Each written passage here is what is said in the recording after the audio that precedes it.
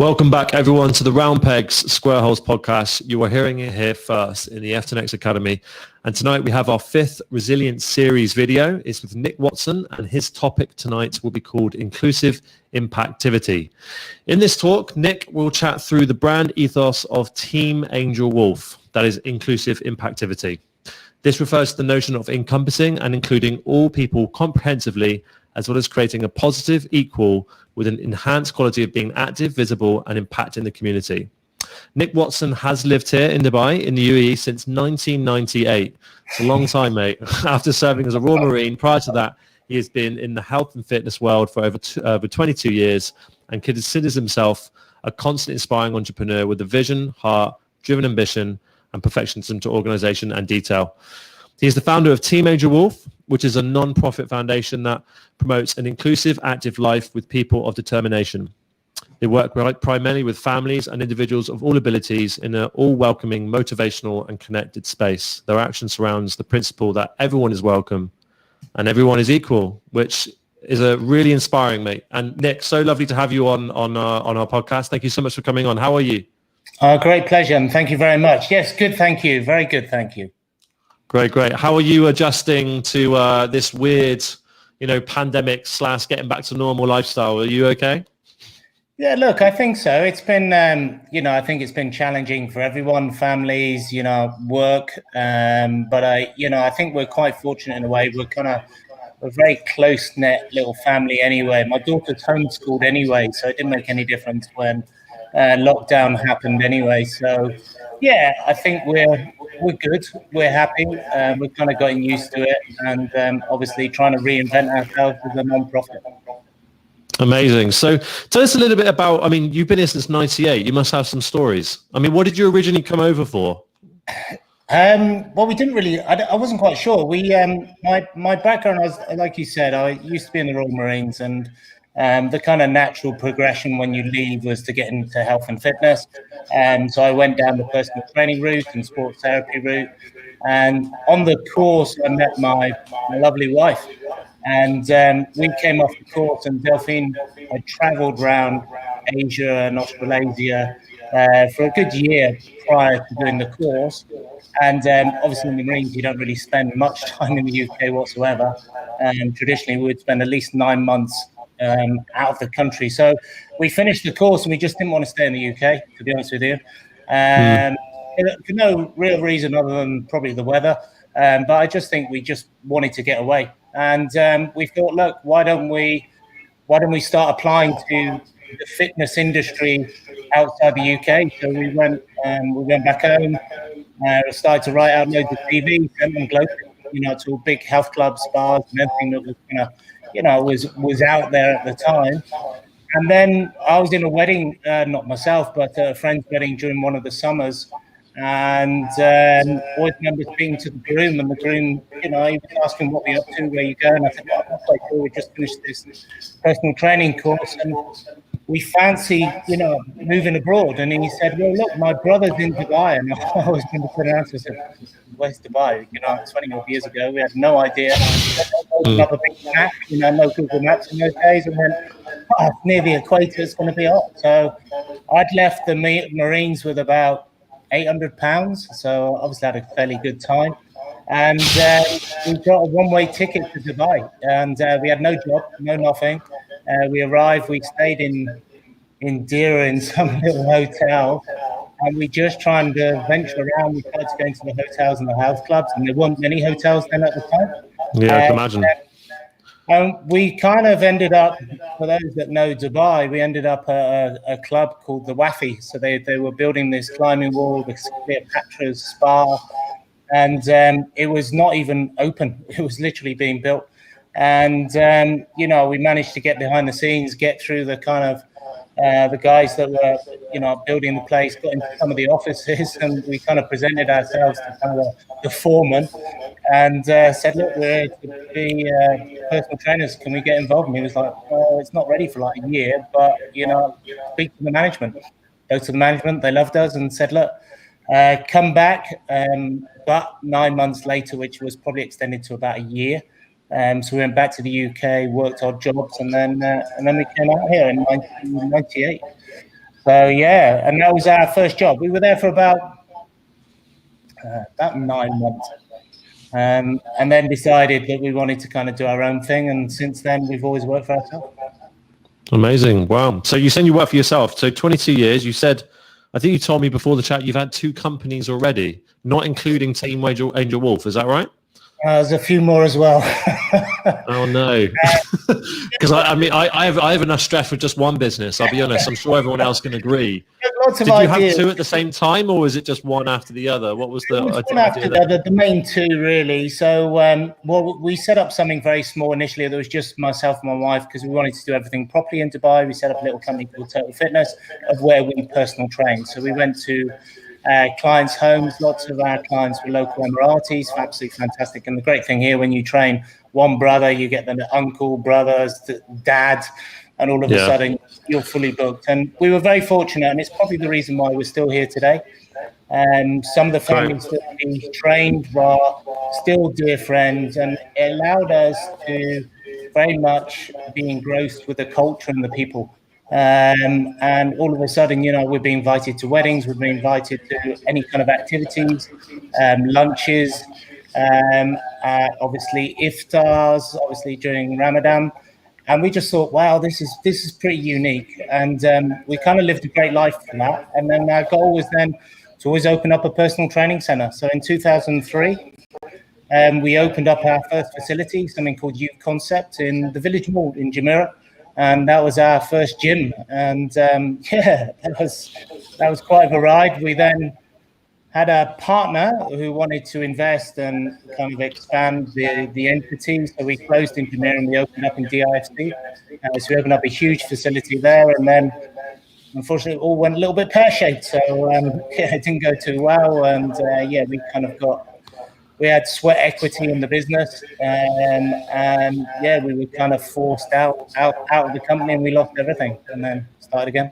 Oh no! When did that happen? Was that around the last recession or the last crash?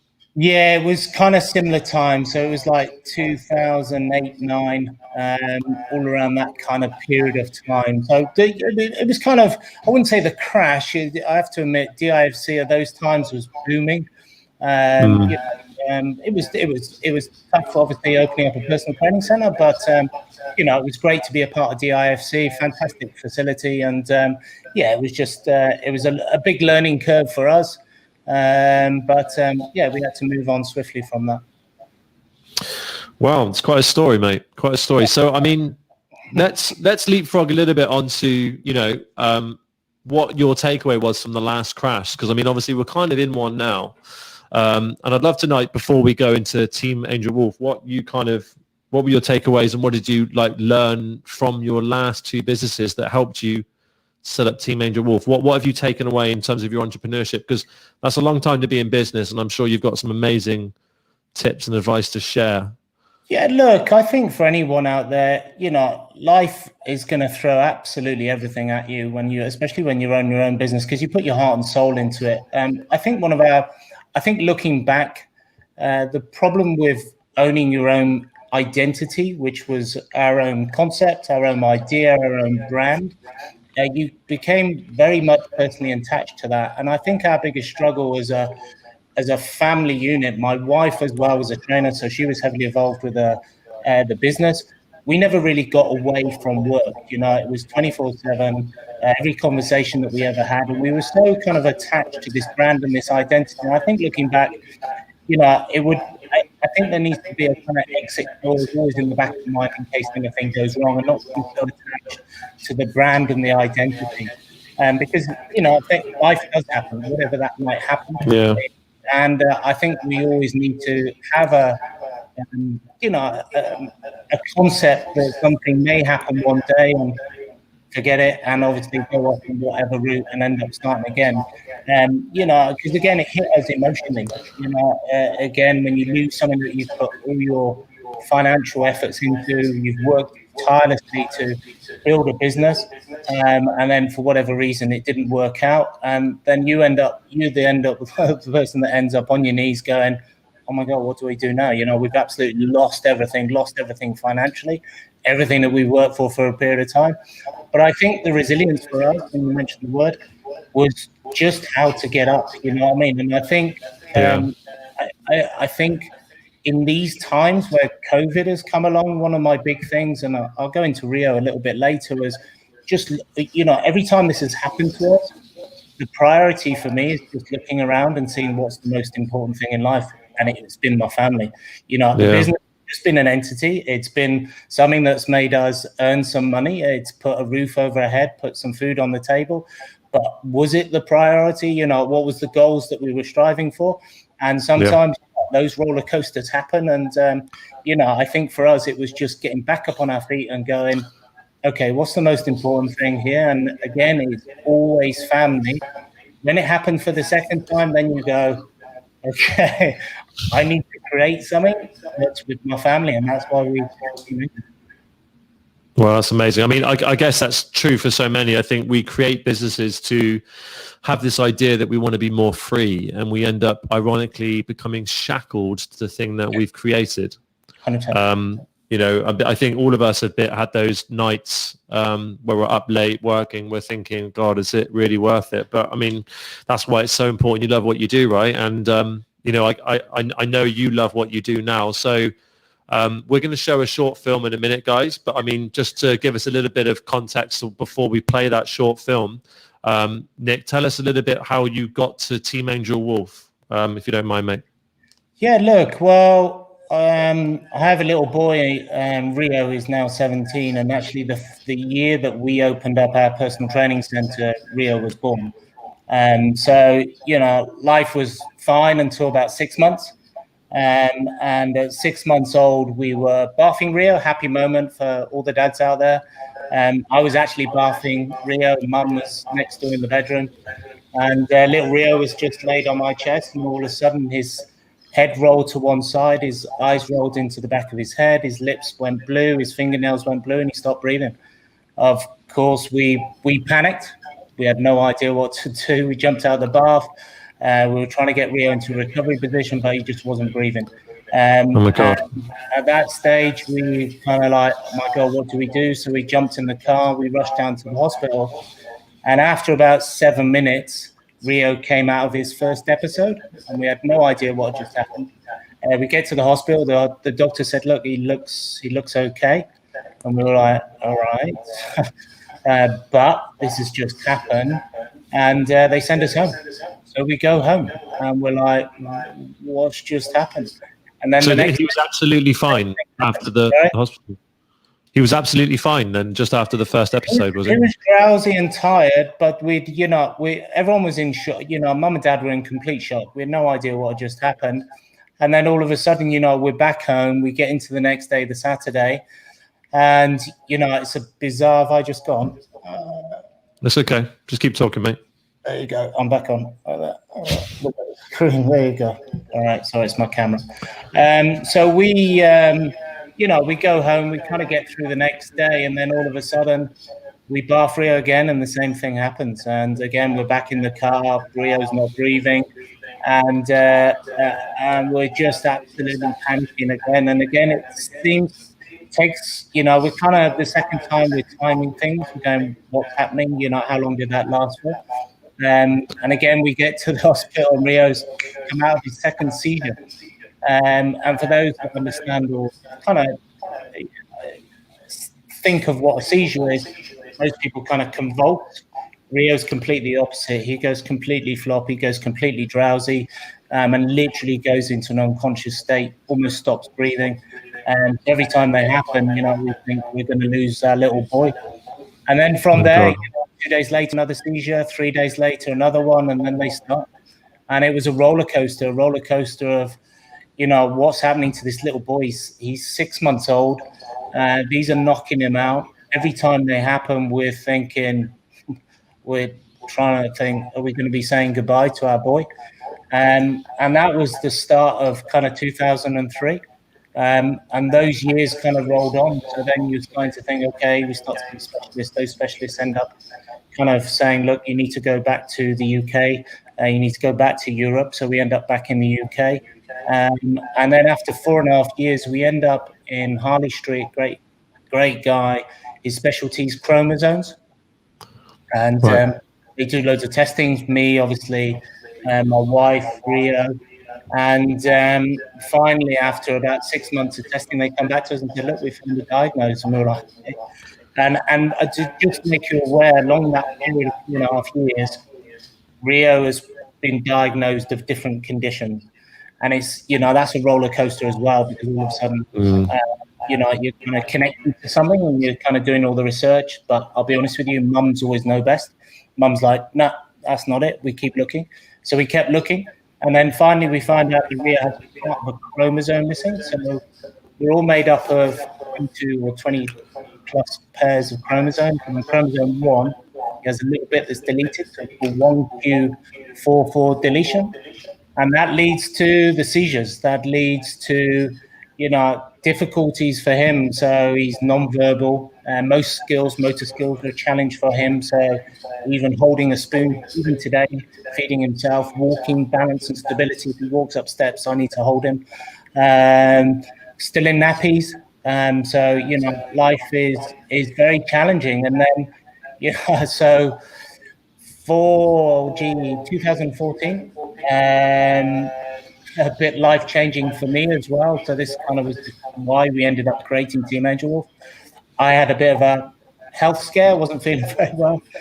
And my wife's like, go and see the doctor. I was like, I don't like doctors. So anyway, she forced me, finally went to see him. The doctor said, as I walked through the door, I was like, you look very pale. I was like, well, thank you very much. That's probably why I'm here to see you. And then she did some tests and we found that I was internally bleeding. And after a few more tests internally, they found I had a big lump in my colon. It was about 6 centimeters long, and if it was still there, I probably wouldn't be here today. So it was a bit life-changing. So I woke up in the hospital, and I remember saying to my wife, the first thing I said to her, I said, Delphine, I want to do an Ironman. And she's like, well, most conversations would be about something else. So she was like, all right, okay, how are you going to do that? But this was more for me, because the last big race I did was in Kona in Hawaii at the World Championships in 2002. Loved it. It's the pinnacle of everyone as any athlete in the world of triathlon. And so, I kind of woke up and thought, okay, to get to Kona, you have to do a qualifying race within a certain time or be in the top X amount of your age.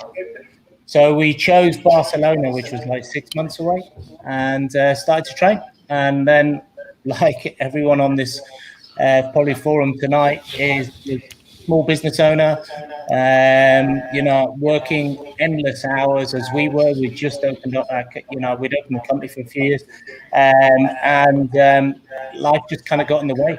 And then one day my wife turned around and said, you ever thought about racing with Rio? So we went, wow, how am I going to do that? I need a kayak, I need a chair, I need obviously and then we kind of went out to the community locally and said, look, who would like to support?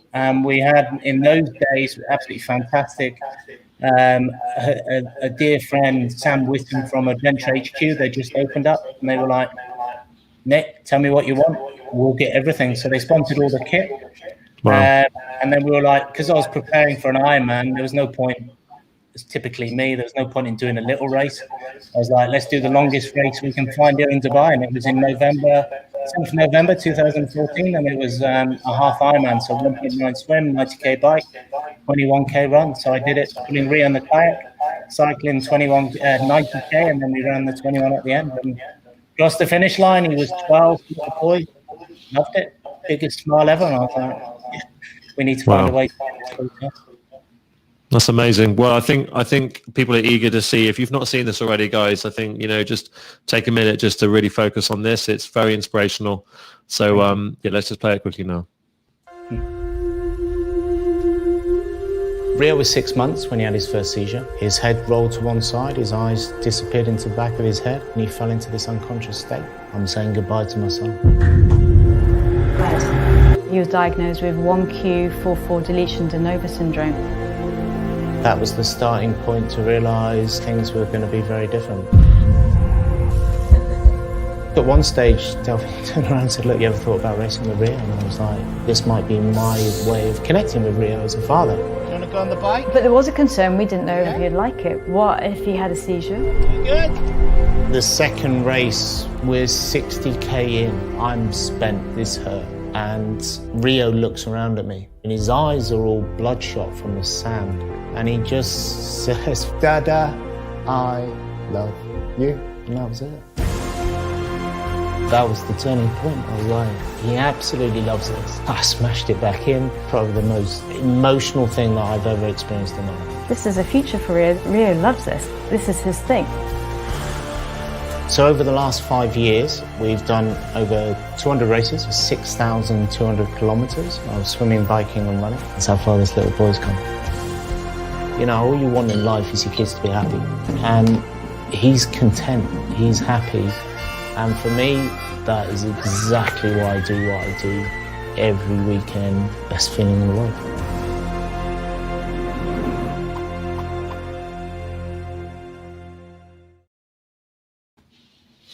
Wow, that's amazing. Absolutely amazing. I believe the Nomad team did that for you. Is that right? Yeah, absolutely fantastic, by the way. There's a second part of the video. So this was more as a trailer. These guys, and I'll tell a little bit later, we have a goal to go back to Kona next year.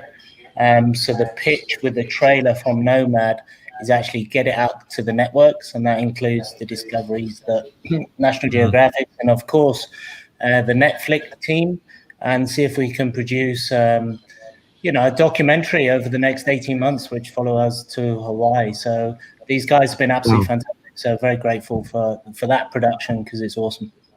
Amazing. Now, there is a longer cut of this, guys, which we will be sharing in the video description after this video, just in case you want to watch the whole thing. I think it's about 9 minutes long, but it's incredibly moving. I've seen it a few times and, I'm pretty much glued to the screen the entire time. But, I mean, I think one of the best things that, I'm taking away from this already is that regardless of what everything's going on at the minute and regardless of where the state is that it's just to recognize what you have. Like you said, when you got up, you looked around what was most important for you, and that's family. So,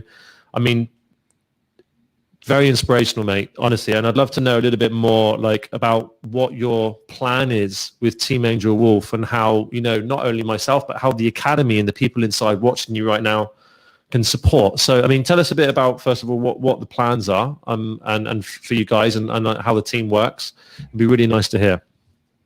Yeah, so we've I have to be honest with you.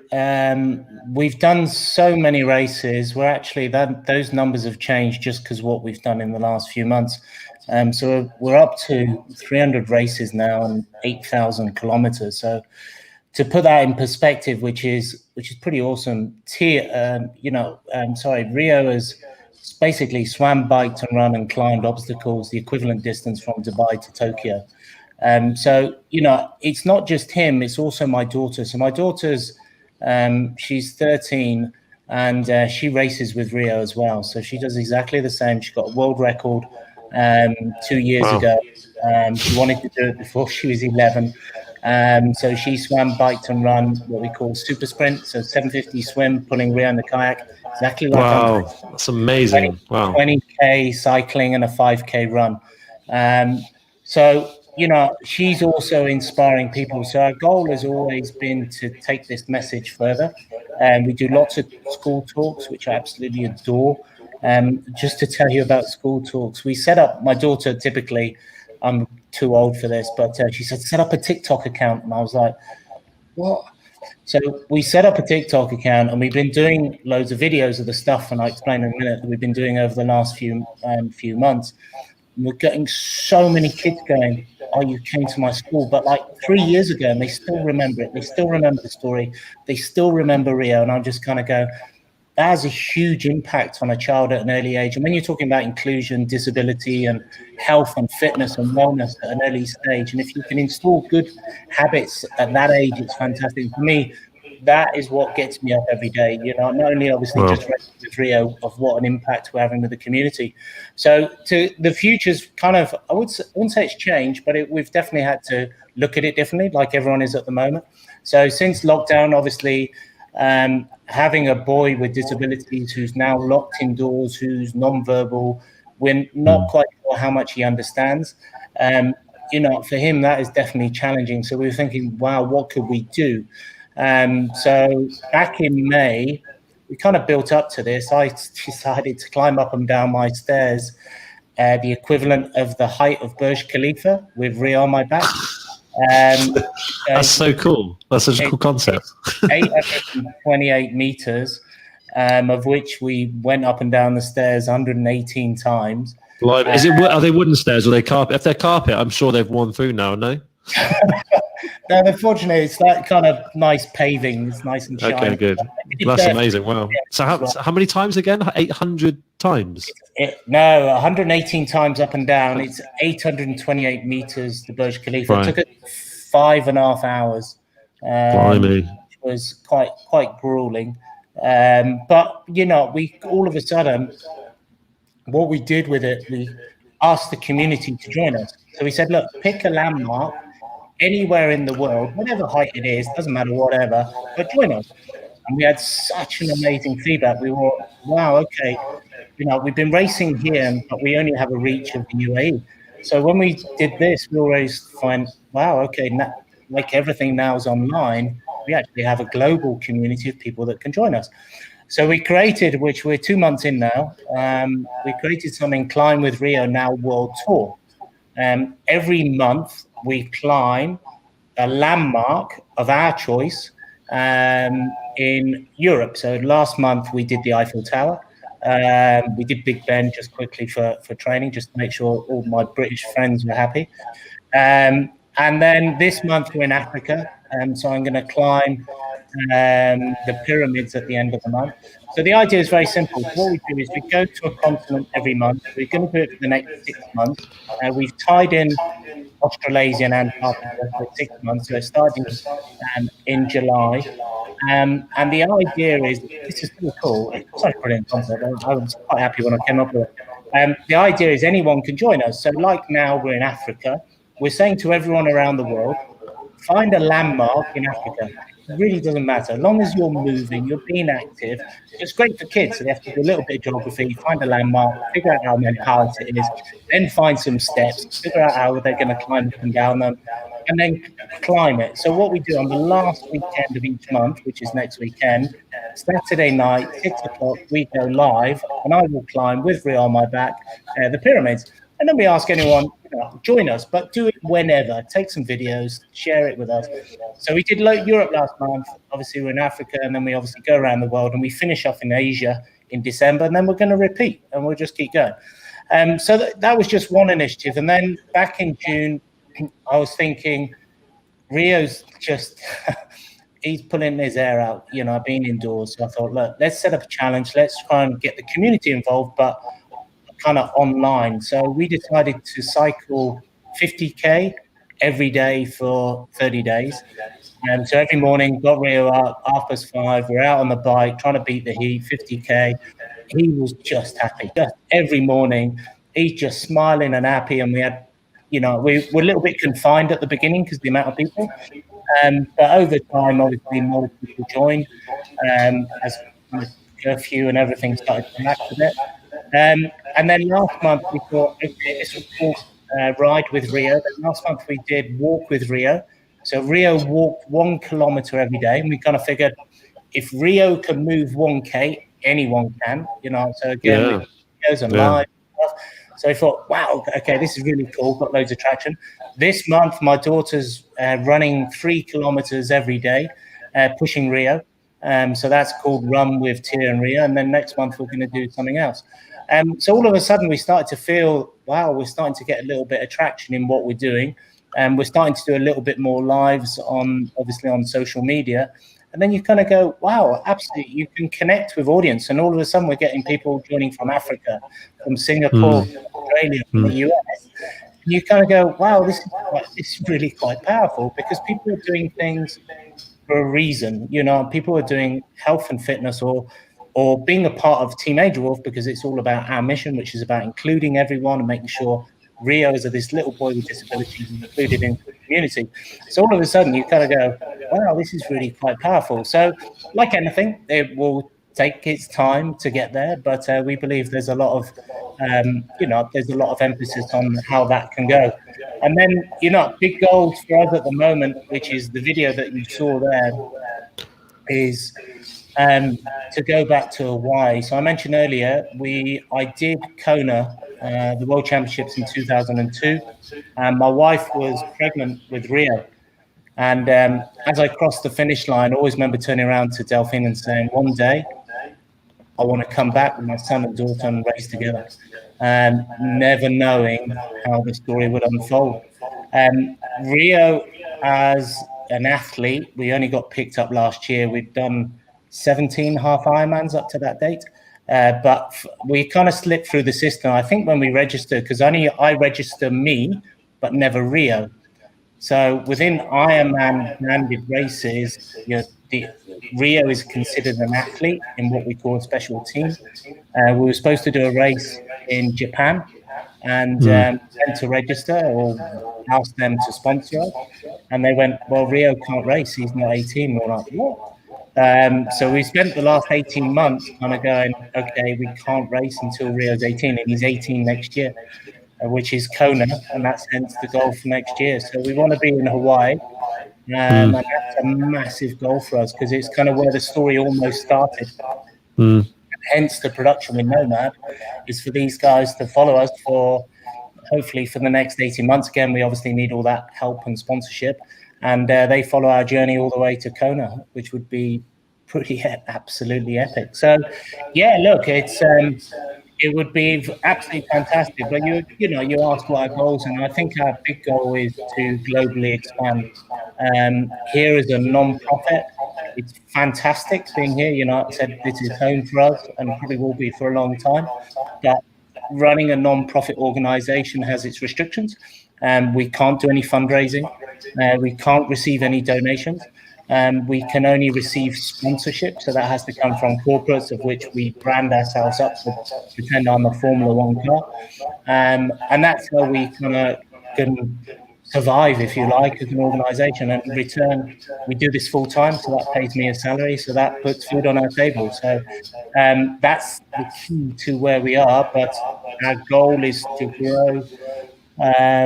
Like I said, potentially to other regions where we could potentially do some fundraising, which would allow us to do a lot more things, get a lot more people involved. We do programs which we're doing before lockdown. We did a couple of things, one called Together We Can. So I have 5 running chairs. So we get the community to come, generally it was on a Sunday night, and join us. They bring, obviously, friends bring other children with determination or disabilities. And then we ask community just to come along. And, for me, it's all about engagement. All of a sudden, someone is in that position. They have to help a boy or a girl out of a wheelchair into one of ours, and we go walking and jogging together. That's inclusion. That's huge. And then we do another program. I've got 5 floating wheelchairs. So I bring kids from schools. These are all free, by the way. We bring kids from schools after normally when I've done a school talk. And again, we invite the community of families who have children with disabilities. And then the kids all of a sudden have to now, again, same thing. They have to help and engage, help someone out of a wheelchair into one of the wheelchairs. We go down to the beach. These float, so it's absolutely epic. Then, I don't really brief the kids, which is always quite interesting. So the kids come down, they kind of go, what am I supposed to do? I've never met someone with disabilities before. And we're like, figure it out. And they go down the beach, and they're, a bit nervous at the beginning. We have races up and down the beach. That's always an icebreaker. And, you get the children come back later, and they like go, oh my God, that was fantastic. And the word disability is gone. They've become friends. That barrier has just gone. Kids lose it so quickly, and it's just magical. So for us, our word is inclusion, and like you said, inclusive impactivity. How can we make a big impact for the community? So, yeah, these are all the things that we want to do. We want to grow, and then the big part of our growth has to be with what we call, what we'd love to source and sort out. We're just having a few challenges because of our license, is membership. So people could actually join what we call the Wolf Pack. They could potentially would have different levels, and you get different types of merchandise and gifts from Team AngelWolf. And then in return, it helps support obviously us as an organization. So that means individuals could go, I love what you guys are doing. This is my contribution. So it's kind of a way around fundraising. That's So amazing. Well, I mean, you guys heard it here. Like, if there's any way that you can support, if you're a business and you're looking to invest in something and you want to support an amazing entity like this, then do reach out to Nick Watson. He is in the community. And if you guys want to volunteer on anything that Nick's obviously suggesting, then please do so. I'm sure they'd love to have you. It sounds amazing, mate. Really, really good. Credit to you. Wow. It must be so rewarding just for you just to see the impact that it's having just globally. And I guess online, you're getting so much amazing feedback as well. It probably just sheds light to, it's almost like makes everything that you've gone through almost worth it, doesn't it? It makes everything worth it. Yeah, look, and I'm a firm believer in things are meant to be. Life takes its path, and for whatever reason, where we are on the roller coaster that we've been through financially, we've lost heaps amount of money, and we're still broke. nothing changed. I'm like, that £800 that I arrived with is probably as much as I've still got now. But like I said, the priorities for us is what we're doing, how we're helping others. Gives so many rewards in so many ways. Just when you see a child on a floating wheelchair who's never been down to the beach. We do have kids that sometimes just because of the accessibility or the family have never managed to do that, and all of a sudden you put them in one of these chairs and they go out in the water and they're just ecstatic. You know what I mean? Just absolutely the smile for me. And then obviously that whole element of inclusion, where you've got other children interacting with them, a bit shy at the beginning, and then an hour later they're like best buddies. You kind of go, that's awesome. And I think the world needs a lot more empathy, not sympathy. It needs empathy, where we can understand other people and why they're going through what they do.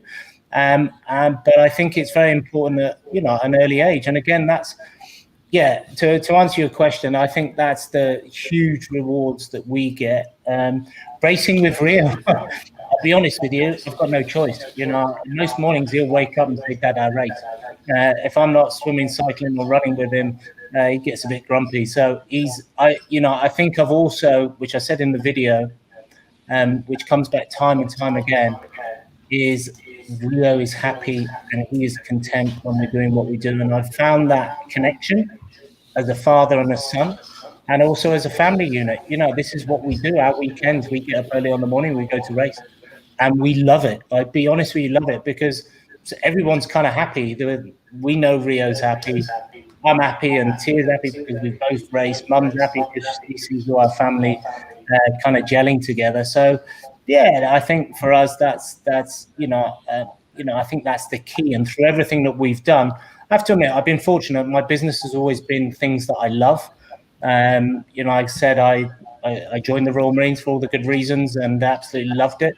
My passion was health and fitness. So obviously got into the health and fitness industry, and my whole career, still today, I have to write a program tonight. I'm still coaching people because I just do it out of passion for a triathlon. So, I have to admit, for all the right reasons, I get up every morning. I love what I do. But I have to admit, there's, it's not always positive. There are tough times as well, like for everyone and every family, and there's all other stresses that go along. So, people do ask us occasionally, what are the tough times? There's enough of them as well. But, you just got to keep pinching yourself and getting on with it. Amazing. I'm gonna have to pick your brain a little bit, mate. I mean, I think with regards to because we're really big on the round peg square holes being everything to do with educating, entertaining, and inspiring, and like what you're saying, so inspiring. I mean, can you shed any light on anyone that's maybe having a difficult time, or someone that's maybe just struggling to be motivated? I mean, you guys have gone through absolute hell and back, and I just love to know, like what you said earlier about getting up. I mean, what has got you up over the years, and kind of like what what makes you tick? I mean, it's just I don't know where you guys get your strength from. Credit to you. Look, maybe it's me. I kind of look and get asked this question quite often, and maybe it's me as a personality, but I think the big thing for me is hope. For all tough times, I'm a big dreamer, so I've always got. I'm a typical entrepreneur. I'm thinking about a million things, a million initiatives. I'm sketching stuff. I'm always doing it. I'm a visual person as well. So I always kind of got this vision of where things may be. And that's what inspires me. And it's nothing to do with the riches or the wealth. It's just like being, content with where you are. And I think that's where we are at the moment. We're in a happy place, but, there are other struggles around us. I'm lucky at the moment. We're sponsored we live at Sustainable City. So, they are one of our partners. So we've got a roof over our head. So I've got that base done, tick. But, in tough times, we're always going, there is so much possibility with what we're doing. And I think when you've got such passion about what you do, and you realize that there will always be a demand for whatever that is, that keeps us going. You know what I mean? So for me, I have to admit, if I didn't do this, I would have no idea what I would do. I've had a couple of occasions in the last, even in the last year, where we've been, financially really struggling. Someone said, "Go and get a job," and I'm like, I have no idea what I would do. Who would I work for? What would I do? My CV, I'm too old. So it's not all those negative things, but I'm just so passionate about what I do. So for me, it's not only just picking yourselves up, but it's always having that, obviously that vision, not only for the end goal, but those little goals that are in the future. So for me, when we're talking about all those activities, they're all little initiatives. And, those little successes are so rewarding. And then obviously something goes wrong, and oh my God, you get up. And so it's like a little short-term goal. Let me just get to that. And it made me feel really good. Yeah, fantastic. Like you said, someone just writes a nice message. Boy, that's just absolutely fantastic. So, and, I think also the biggest part I've learned over the years is surrounding yourself by good people. I'm ex-military. So for me, it's black or white. I love people that are loyal. I hate dishonesty. I can't understand it. It drives me mad. So the times that we've unfortunately lost our two businesses, it's through dishonesty. People had a different agenda. I just hate that. I love people that are transparent. If people, I've got a dog that, she goes for a walk, and she'll come up with some dogs. She'll bark at them. Some of the dogs she'll want to play with them. Other dogs she'll not even bother, just ignore them. I'm just like, that's absolutely fantastic. So, I think in life it's just trying to find those right people and trying to ignore the right ones that are not there. And for us, it's trying to surround yourself by a good team. And, that's where Team AngelWolf needs to be, with good people, with good ethics. Have strong values. Maybe that's me. Maybe it's military background. Maybe it's from my father. Switch on again. That's right. We were talking about technology, guys, before the chat, wondering if the stream would let us down, but it's always something. It's always something, isn't there? last talk, I had a microphone issue, so don't worry, mate. It's all right. I need to get one of those batteries that plugs into the plug. Anyway. So yeah, look, it's for me, big learning curve is people. And we understand in any organization is all about people. But it's surrounding yourself with the right people who have the right passion and people that are honest with you. Our story started with personal training. We set up probably the first personal training center here in the Middle East, and I brought in guys and girls from all over the world to come and be a part of that, part of our organization. And I had some guys that were just absolutely brilliant to the bone. You know what I mean? And the day they left me all good. In the right frame of mind, telling all the right ethics. Nick, I'm doing this for the right reason. But the guys that were kind of training clients behind your back, etc., and you just kind of go, why? There's no. Our relationship's not going to go any better. We've helped you come up here, And I think always people with hidden agendas, and for me, I really dislike that. So again, it's trying to find an organization of people that are loyal, and even if people want to move, that they have the strength to come up and say, look, I found another position, I'm going to go and do this, are you happy with it? Brilliant. And if anyone, a good strong person, should be able to take that on the chin. Fantastic, thank you very much for your honesty, brilliant, wish you all the best. So for me, people a big part of it. Wow. You mentioned earlier about implementing values, I think, into your business, quite important. We've got a nice question here from Patrick Bates.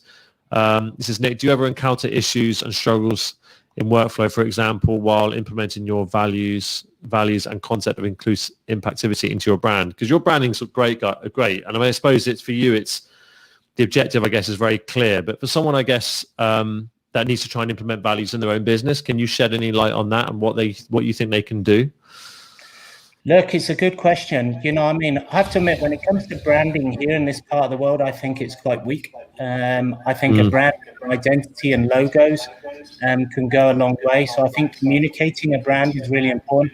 I'm wearing a cap at the moment with the old brand, so that's all been, you can see up there, that's all been updated at the moment. So we're doing new stuff. But I'm not worried about that, because I've still got people that have bought our kit in the old branding, still happy to wear it, and I'm like, fantastic, this is really cool. Because all of a sudden I've got different branding, different clothing, different kind of stock. So I think for us, communicating a brand is really super, super important. And things that people don't do here much here when it comes to branding. I'm totally honest with you. We're wrapping, so we're sponsored by Toyota, but we're just negotiating that at the moment.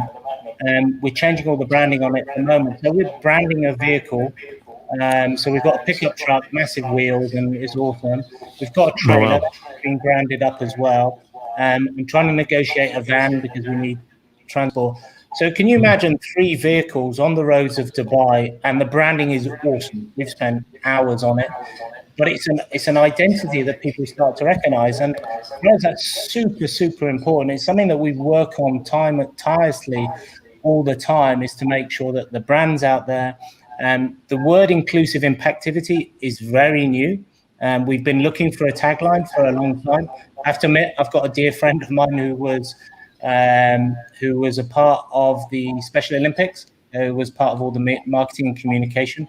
A dear friend called Peter Goodwin, who's been absolutely a superstar. He's helping us for free. And he's come on board and just said, Nick, look, here's some ideas. So we had a good chat in the car the other day, just talking about brand and brand identity. And I think sometimes it lacks here, logos, how they feel, how they look, what's the perception of, obviously, visually of people's logos. I think that's super important to be, companies wearing them proud, make some polos, make some caps, whatever it is, but, live that brand for everything that you do. That's why I'm wearing a cap tonight.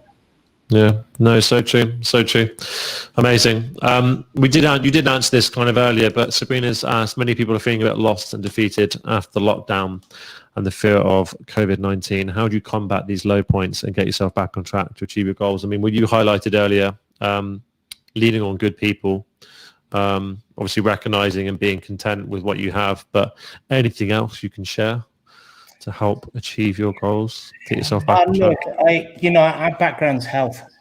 I can't put an emphasis enough on being well. In these times, I hear some, astonishing stories from both extremes, from people putting on weight, because it's quite easy just to get a takeaway, eat the wrong food, people at home, stressed, not quite sure, job perception at the moment, security is tough. So again, what's the easiest thing to do when you can't exercise? Food and nutrition is key. Sleep has to be at the top of the list. And then exercise. We all need to move. And that's why our focus during this lockdown was, even for me and my son, what can we do? Because I know for him, it's good for him. He's happy, he's content. Even my daughter at the moment, she is a different person. You know, she's fit anyway, but we run every morning. She's doing 3K pushing Rio. She's a different girl throughout the day. Just because she just moved at the beginning of the day, she's come in, she's eaten well, she's homeschooled as well. So, you know, her level of concentration just completely changes. And I know it's super difficult. But, you know, our focus is just trying to get people to move. Do anything, find something that's good for you. And we kind of all realize now we can do exercise at home. We don't need a gym. We can do body weight exercises at home, walking, running, as if you can within the facility. So these are things that are really super cost effective. So for me, you know, the pickup has to be exercise, and nutrition has to be top of the list, and rest as well.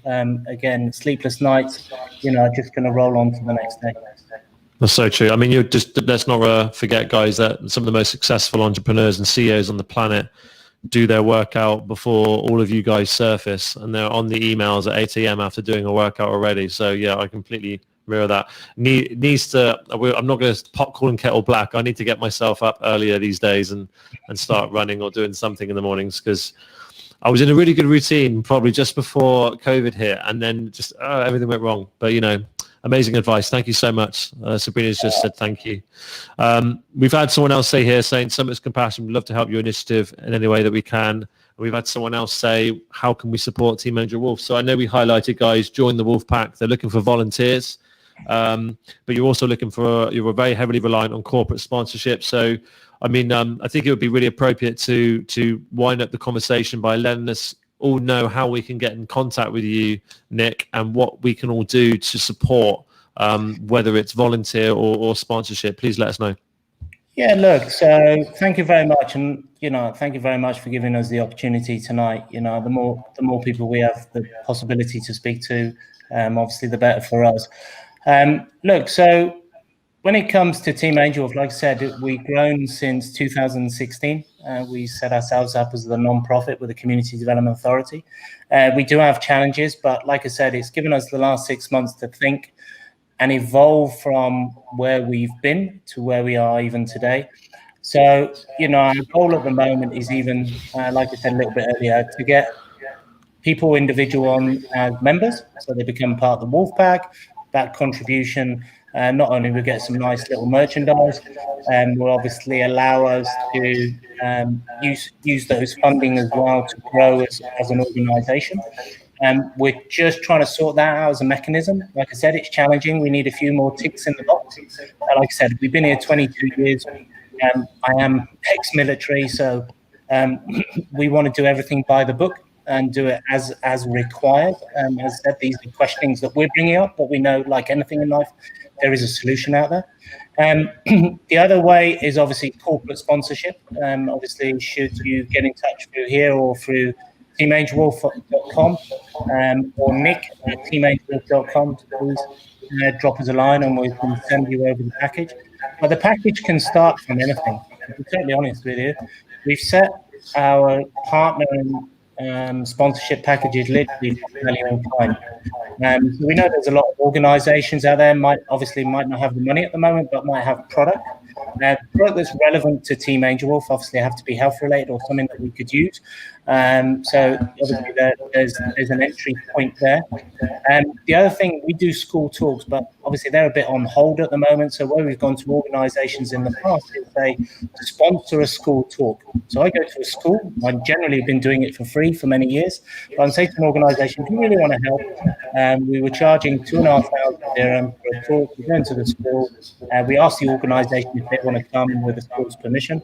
And obviously we allow them to tell our story. And then we say the talk is brought to you by such and such. We then do corporate talks. So corporate talks, we are now figuring out how to do this as a webinar. And they're very different because normally we're up in front of, from 1,000 people. So trying to figure out how I can tell my story online. So we're hopefully be doing our first one beginning of next month. So that's a great way for an organisation to have an entry point into the organisation and go, wow, we'd like to do more. So for me, when it comes to partnership, I think like everything in life is organic. It's building those trust, those values in a non-profit, and kind of understanding who they are, what they do, and then getting involved with what we do. So all those activities that we talked about, climbing the stairs, get your organization to come and climb the stairs when we're doing the pyramids at the end of the month. Brilliant. So then, then there's team, and then there's everything. Then for us, it's not, sponsorship is not, okay, here's a check, fantastic, we'll see you in another year. No, our goal is literally to sit down with an organization, look at their goals. When you talk about branding and communications, are there goals that are aligned?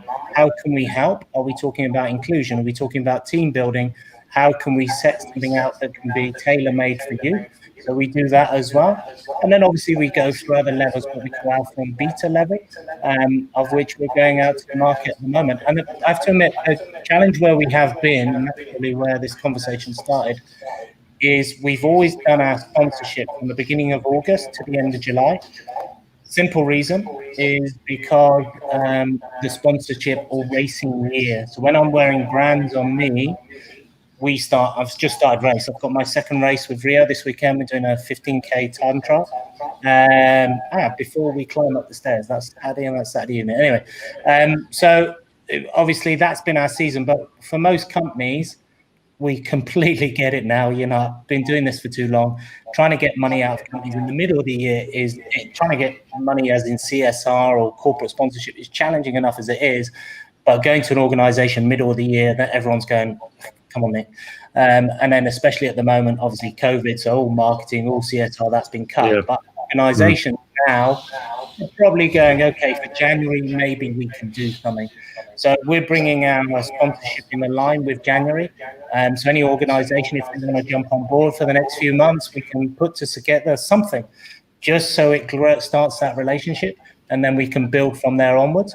And the other thing, like I said, was volunteering. So we've come to realize that people want to help as individuals, and we're allowed to do this. We've got a tick in the box last week, officially. We're allowed to have volunteers. So the idea is to have key professionals in each part of different sectors, so branding, marketing, communication, whatever that might be, and to come on board. Love to commit a couple of hours per week to help us. And then what we're looking for, just as I was explaining a little bit earlier, was to have key people, say, for example, in branding and communication. And then we look for key individuals underneath that realm, say, for example, a photographer. So we're doing an event at the weekend, but not every photographer might be free. So we have a list of 5 photographers, and we go to them and say, guys, look, we'd love some footage, some video, because it's brilliant, because my wife does it. We'd love some professional footage like we saw from Nomad. So someone to come down, take some pics, take some videos. But we realize that those 5 photographers, maybe one's free. Brilliant. The next weekend or the next event, can someone? So the idea was then to try and find someone as a kind of management role to help us with that. So we've got individuals within Team AngelWolf to help us grow. And like I said to you earlier, that will allow us to then go into other regions, not only here in the Middle East, and then obviously further afield as we go forward. But we need expertise. I'm always a firm believer, like Richard Branson always said, just employ people that are better than yourself and got a better skill set. And he's right. I am so bad at so many things. If my wife came down here, the list would be endless. And I'm good at a few things, not many really. I love to surround myself by people that are inspirational, have enthusiasm. And that's one thing I've always learned in life. You surround yourself not only by good people, but surround yourself with people with lots of passion, because you can get lots of things done. So they're the kind of people that we're looking for volunteering, and that's kind of the reach out to the community. Amazing. Well, consider myself and my crew, because obviously we have a production house called FTEN, also available to you if you need. So please consider us in this list as well if you ever have anything coming up where we can support with. We've got photographers and crew as well. So yeah, would love to. Honestly, mate, it's been an absolute pleasure having you, mate. Thank you. I mean, obviously, please, at the end of the video, just pop your details again in the description box, just so people can reach out to you directly for your email and website. But, you know, and we'll also share that 9-minute version of the film. But yeah, Nick, thank you so much. Really, really appreciate it. Have an amazing evening, and just you're one of the good ones, and just keep doing what you're doing. It's just an absolute honor to speak to you, mate. Thank you. Thank you. Thank you. Take care.